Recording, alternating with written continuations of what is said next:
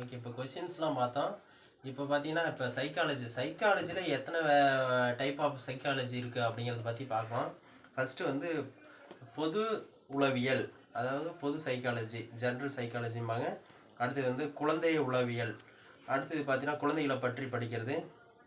மானிட உளவியல், மனிதர்களை பற்றி படிக்கிறது. அடுத்தது விலங்கு உளவியல், அதாவது அனிமல்ஸ் பற்றி படிக்கிறது.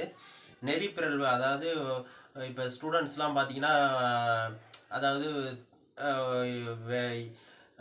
ஒரு குற்றம் சம்பந்தமான செயல்களில் ஈடுபடுவாங்க. அதான் நெறிப்பிறழ்வு. அதாவது அவங்க ஒழுக்கத்திலிருந்து தவறுதல், அந்த மாதிரி அதான் அவங்கள பற்றி படிக்கிறது நெறிப்பிறழ்வு சைக்காலஜி. அடுத்தது வந்து தனி மனித உளவியல், அதாவது ஒரு தனிப்பட்ட மனிதன் வந்து எப்படிலாம் வந்து வாழ்க்கையில் வந்து இருப்பான் அப்படிங்கிறது தனி மனித உளவியல். அடுத்து வந்து பரிசோதனை. இந்த சைக்காலஜிலாம் வந்து எப்படி பரிசோதனை பண்ணி ஒரு மாணவனுடைய சைக்காலஜி எப்படி தெரிஞ்சுக்கிறது தான் பரிசோதனை உளவியல்.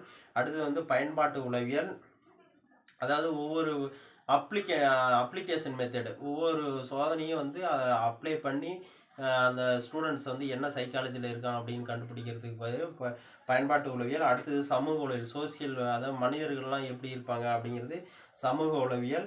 அடுத்து மரபியல் உளவியல். உளவியல் தான் தெரியும், ஜெனட்டிக் மூலிமா அந்த அவங்க அப்பா அம்மா கிட்ட இருந்து வர்றது தான் வந்து மரபியல் உளவியல். அடுத்து மருத்துவ உளவியல், அடுத்து தொழில் உளவியல், அடுத்து கல்வி உளவியல்.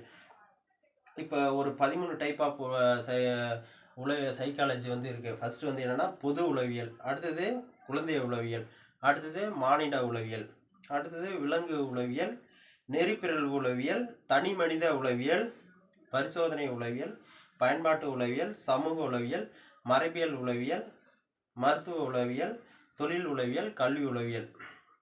ஓகே. அடுத்து இப்போ பார்த்தீங்கன்னா கல்வி உளவியலில் எப்படிலாம் நம்ம வந்து என்னென்ன யாரை பற்றி பார்க்குறோம் அப்படின்னா, அதான் கற்பவர், கற்பிப்போர், அந்த கற்றல் முறை. கற்பவர்னா மாணவர், கற்பிப்போர் ஆசிரியர், அந்த கற்றல் முறை. அதுக்கு அடுத்தது பார்த்தீங்கன்னா கற்றல் சூழ்நிலை, கற்றல் அனுபவம், இதெல்லாம் பற்றி படிக்கிறது. அடுத்து கல்வி உளவியலின் வந்து முறைகள், அதெல்லாம் எப்படி வந்து கல்வி உளவியல் முறைகள் இருக்குது அப்படின்னா, அகநோக்கு முறை இருக்குது, புறநோக்கு, அதை உற்று நோக்கிறது, பரிசோதனை செய்கிறது, தனியால் ஆய்வு முறை, போட்டி முறை, ஒப்புவியல் முறை, வளர்ச்சி முறை, வினாவரிசை முறை, திரள் பதிவேட்டு முறை, வாழ்க்கை சம்பவத்துக்கான முறை அப்படிங்கிற இது ஒரு 10 டைப் ஆஃப் வந்து கல்வி உளவியல் முறைகள் இருக்குது. என்னென்னா அகநோக்கு முறை, உற்று நோக்கல், பரிசோதனை, தனியால் ஆய்வு, பேட்டி முறை, ஒப்புவியல் முறை, வளர்ச்சி முறை, வினாவரிசை முறை, திரள் பதிவேட்டு முறை. ஓகே. இதெல்லாம் பற்றி நம்ம தெரிஞ்சுக்கிட்டாவே வந்து ஓரளவுக்கு வந்து மாணவர்களுடைய சைக்காலஜியை வந்து தெரிஞ்சுக்கலாம். அதாவது கல்வி உளவியலை பற்றி தெரிஞ்சுக்கிறது, அதன் கல்வி உளவியல் டைப்பு, தன்மை, நோக்கம், இதில் எல்லாமே இது அடங்கிடும். கிட்டத்தட்ட இதிலேருந்து எப்படியோ ஒரு 4-5 கொஸ்டின் வந்து கேட்பாங்க.